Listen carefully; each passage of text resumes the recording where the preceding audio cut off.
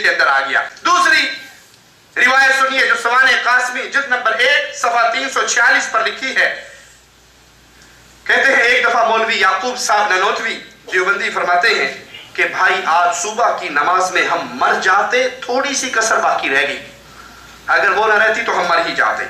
اور وہ کسر کیا تھی؟ ہوا کیا؟ لوگوں نے پوچھا حادثہ کیا ہو؟ کہ نماز کے لیے کھڑا ہوا، اچانک میرے دل اور سینے میں علم کا اتنا بڑا سمندر آ گیا کہ میں مرنے والا ہو گیا۔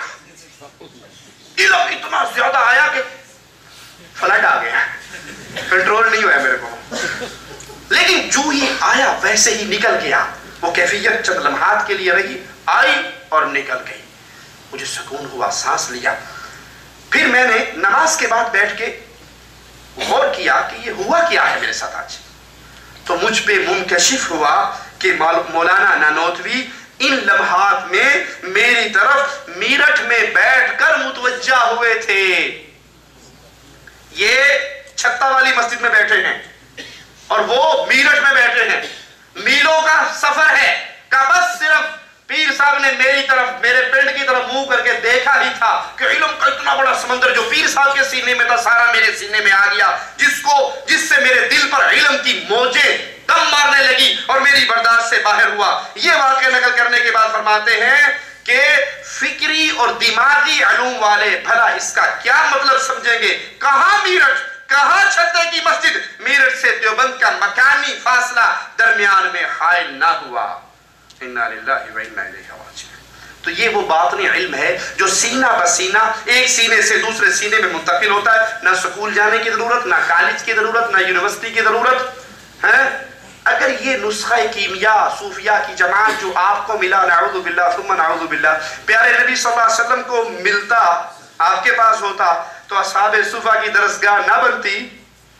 ابو ہریرہ یہ کیوں فرماتے کہ لوگ تو اپنے کام کاج کے لیے نکل جاتے، لیکن میں در مصطفیٰ میں رہتا، میں نہ چاہتا۔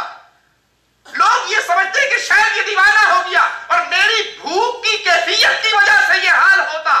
میں نبی کریم کا در اس لیے نہ چھوڑتا کہ کہیں آپ کی پیاری زبان سے کوئی حدیث جاری ہو اور ابو ہریرہ اس سے محروم رہے۔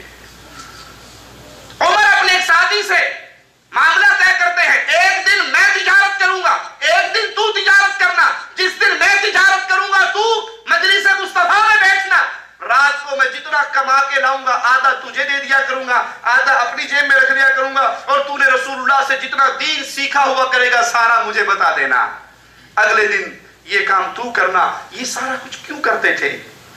اگر وہ ایک نظر ڈالنے سے یہ سارا کچھ ہو جاتا تھا تو پھر صحابہ کرام یہ محنتیں کیوں کرتے تھے؟ وہ حدیثیں کیوں یاد کرتے تھے؟ ابو ہریرہ رضی اللہ عنہ وارضہ کیوں آئے پیارے حبیب علیہ السلام کے پاس آپ سے دعا کروانے؟ اور آپ نے کہا ابو ہریرہ چادر بچھاؤ، اور دعا کی، اور پھر کہا اس چادر کو سینے سے لگاؤ۔ کہا پھر اس کے بعد کوئی ایسا فرمان مصطفیٰ نہیں جس کو میں نے سنا اور بھول گیا ہوں۔ یہاں تو ایک نظر پڑنے سے سارا کچھ ٹرانسفر ہو جاتا ہے۔ تو صحابہ کی یہ محنتیں اور تمہارے یہ عقائد، اِنَّا لِلَّهِ وَإِنَّا إِلَيْهِ رَاجِعُونَ۔